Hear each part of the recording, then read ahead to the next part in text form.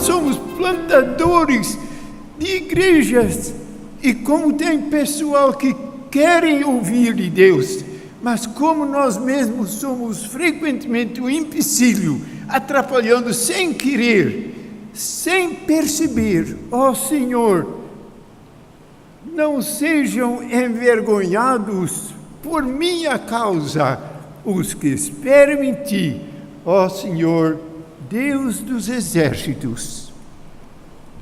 Agora, este salmo tem um segredo, porque além de ser uma oração de Davi, era um salmo messiânico. Veja bem, em versículo 21, por alimento me deram fel, e na minha sede me deram a beber vinagre. E em versículo 9, pois o zelo da tua casa me consumiu, e as injúrias dos que ultrajam caem sobre mim. Claramente um salmo messiânico. Nós não sabemos exatamente quais os salmos que o Senhor Jesus orou na cruz. De um salmo temos certeza, você sabe, é 22, porque me abandonaste. Mas provavelmente também esse salmo, Senhor, eles me deram fel. E imagine, queridos irmãos, se o Senhor Jesus, na cruz, orou, não sejam envergonhados por minha causa, os que esperam em Ti, ó Senhor Deus dos exércitos, quanto mais nós, servozinhos do Senhor Jesus Cristo, como nós temos de cuidar. Senhor, perdoa-me quando tenho sido um atrapalho. Você queria ser uma bênção? Pelo menos vamos aprender para não ser um empecilho. Nós que queremos ser plantadores e revitalizadores das igrejas, Senhor, não sejam envergonhados por nossa causa os que esperam em Ti, ó Senhor, Deus dos exércitos. Agora, quem orou este salmo é o Davi, que não era rei ainda. É um salmo messiânico. Quem orou é o Senhor Jesus, que também tinha de esperar para assumir completamente o reinado dele. Porque o Senhor Jesus chegou pregando para o pessoal se converter, porque estava perto o reino de Deus. O reino de Deus sempre tem sido uma mensagem central na vida do Senhor Jesus Cristo. É claro, porque Ele era o Rei, Ele é o Rei. O Rei está chegando. Glória ao Cordeiro que é também o Rei, o nosso Rei. Irmãos, pense bem nesta contradição, nesta tensão na vida do Senhor Jesus. Ele, o Cordeiro de Deus, Ele, o Rei dos céus, orando, venha o teu reino. Ele dizendo, feliz, abençoados são aqueles que, etc., as bênçãos lá da montanha, as parábolas do reino, nos enviando para pregar o reino de Deus. Ele seria rei, mas ele é rei. Mas os judeus sabiam que viria o rei.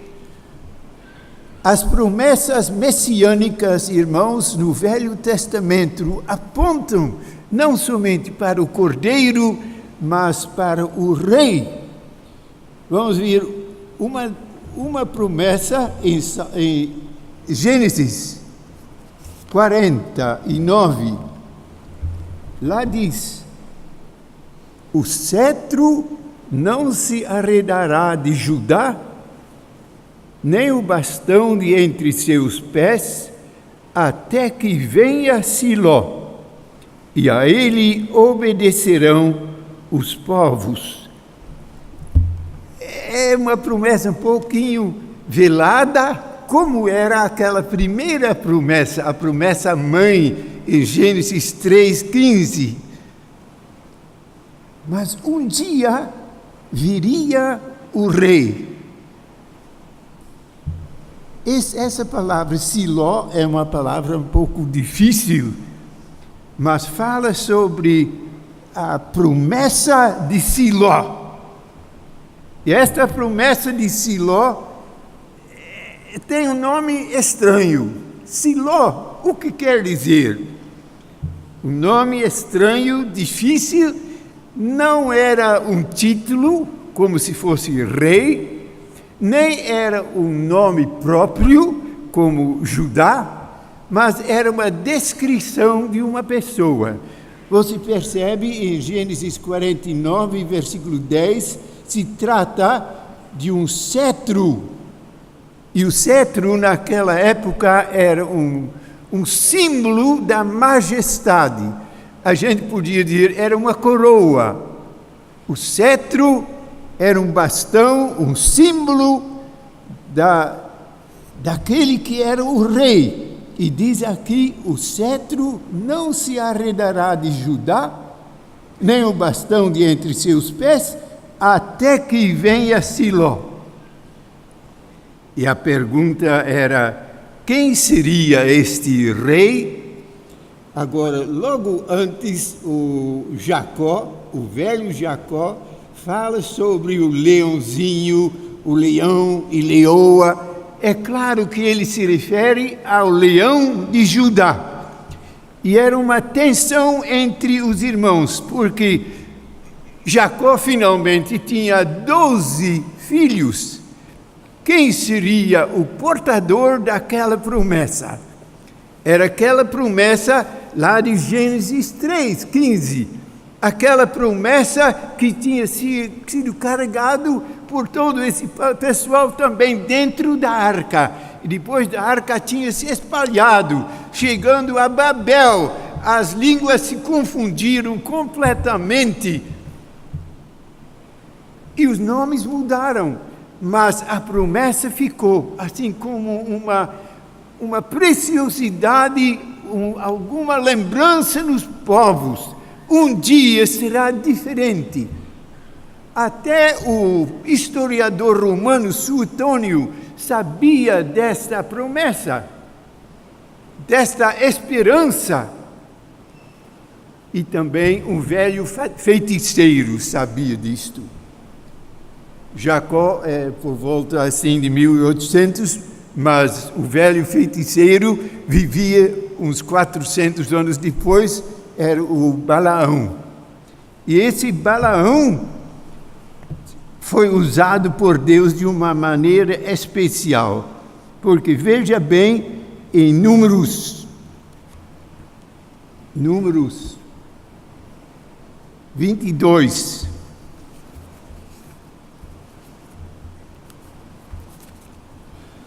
Não vou ler tudo, mas Balaão, você se lembra, era um velho feiticeiro que tinha sido chamado por Balaque para amaldiçoar o povo de Israel.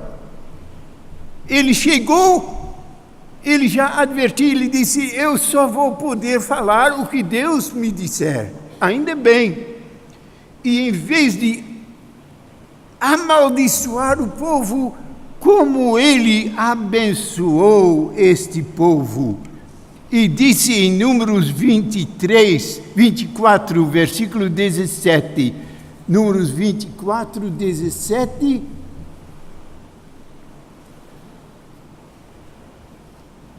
uma estrela procederá de Jacó, de Israel subirá um cetro, que ferirá as têmporas de Moabe e destruirá todos os filhos de Sete. Uma estrela, o cetro, de novo, aquela promessa da vinda do rei. Agora, este Balaão, esta história de Balaão, tem sido declarado por homens muito eruditos, entre aspas, mais sábios do que a palavra de Deus. Esse é um conto folclórico, diziam uns professores.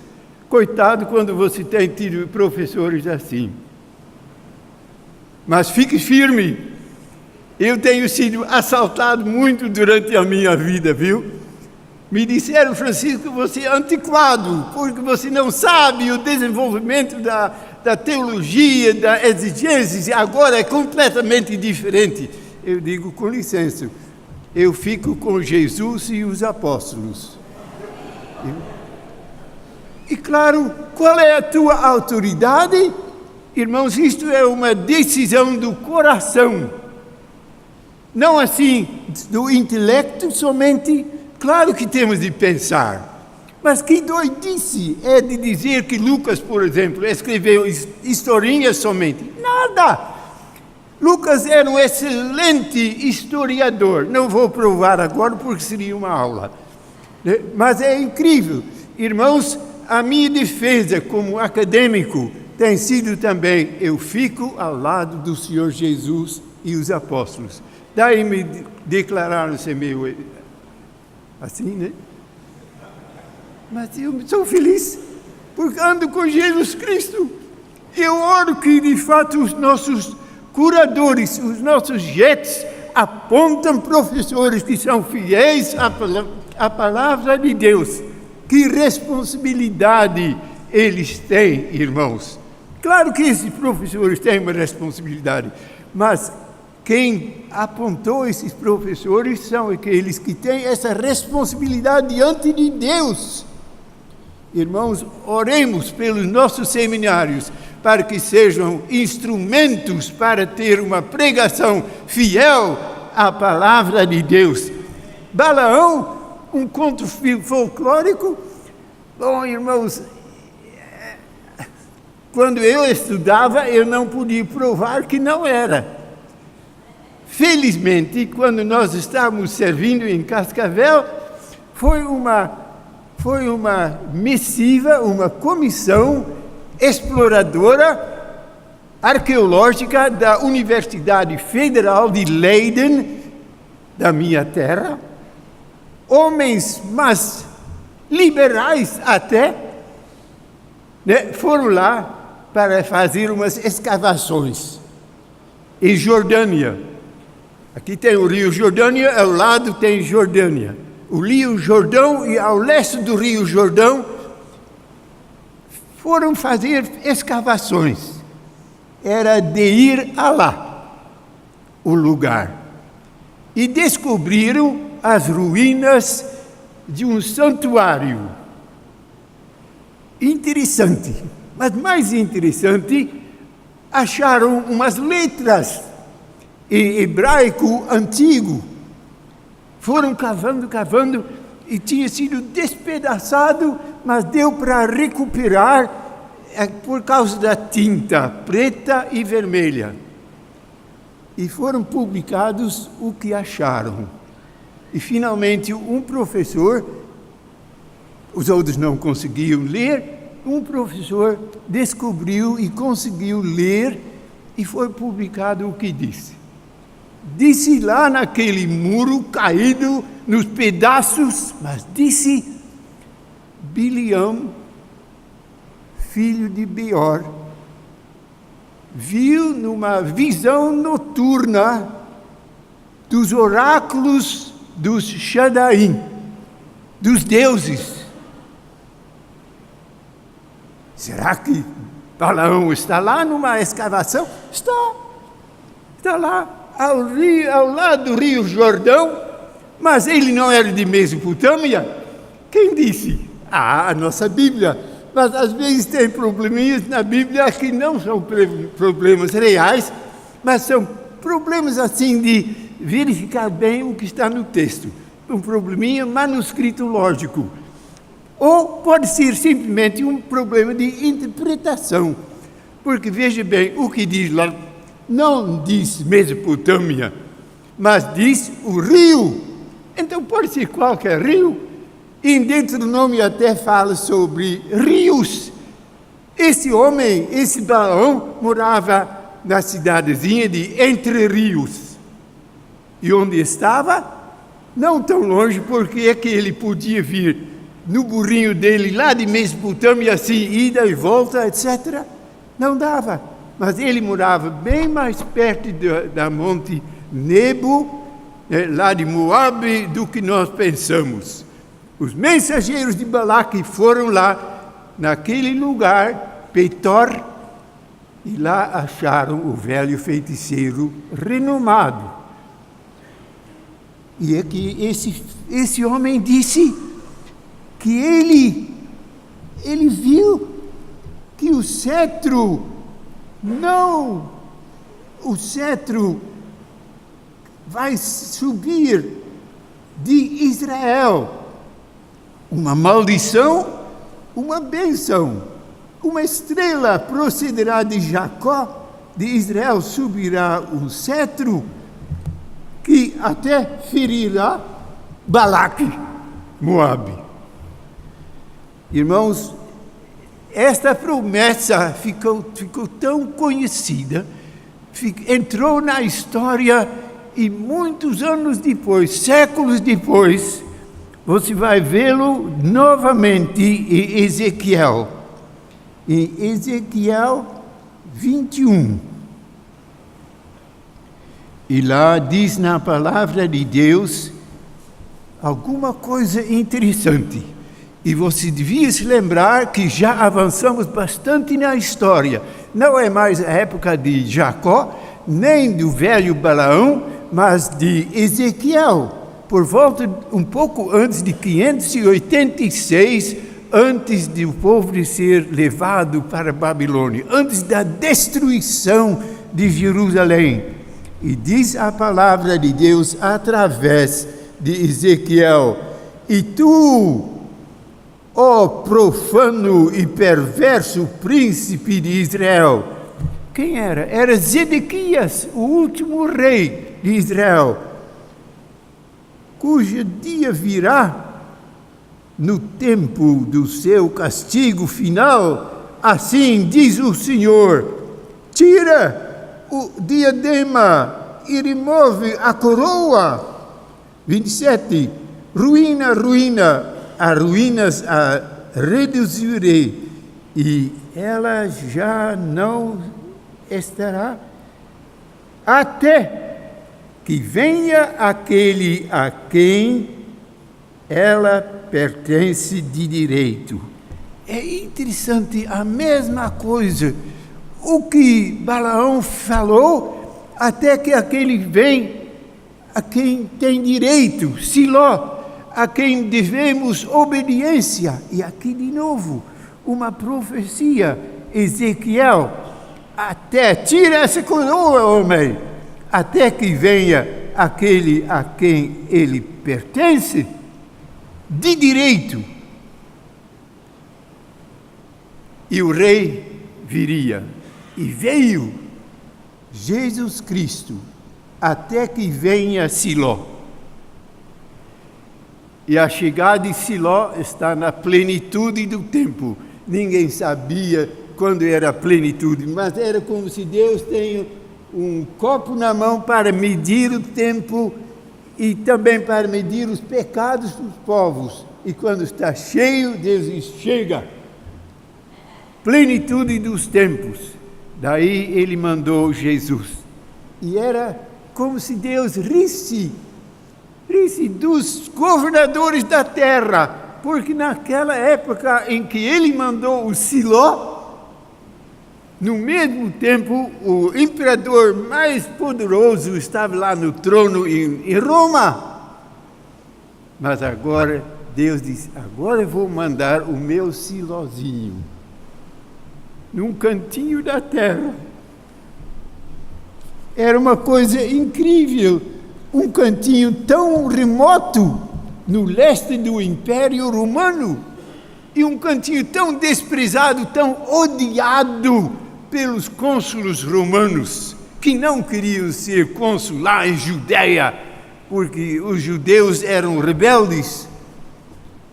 Mas Deus disse, nessa época vou mandar o meu Siló, vou cumprir aquela promessa de Adão e Eva, a Abrão, a Jacó, a Balaão, a Ezequiel. Agora vou cumprir a promessa, o Silózinho vai nascer. Era o tempo certo, mas na história, tempo e lugar sempre andam juntos. Imediatamente ao lado da história da salvação, você tem a geografia da salvação. E Deus, decidindo que Ele ia mandar o seu Silózinho, Ele tinha de decidir também onde é que Ele ia colocá-lo, num berço. E a terra é redonda. E se eu perguntar a algum matemático onde é que está o centro de uma bola, ele vai se referir a outra coisa do que quando eu pergunto a meninos que jogam bola, onde é que está o centro da bola? Ah, claro, a válvula.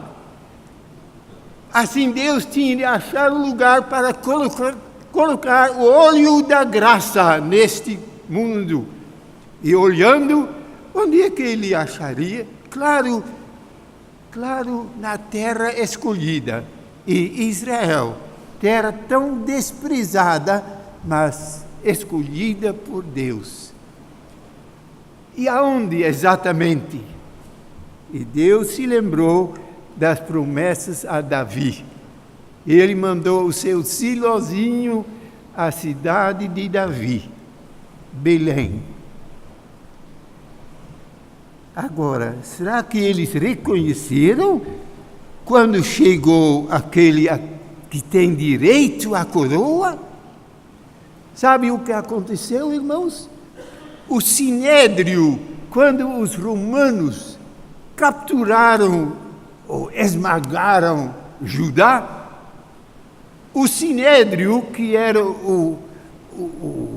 a coroa, propriamente podíamos dizer, lá de Israel, aqueles homens todos juntos disseram, ai, o cetro, usando a mesma palavra, o cetro foi tirado de Judá e o Messias não veio. Como aquela promessa estava embutida no povo. O Messias não veio e o cetro desapareceu. Mas quando chegou aquele que tem direito a usar o cetro, será que eles reconheceram? Quem reconheceu? Maria, José, uns discípulos, uns velhos, Simeão, Ana, mas não muitos. Porque os líderes recusaram o Messias. Até que quando ele andava no burrinho, vendo o cumprimento da promessa quase, disseram, não, vamos matá-lo. Esta reação era a reação oficial do povo judaico, mas era também a reação dos povos.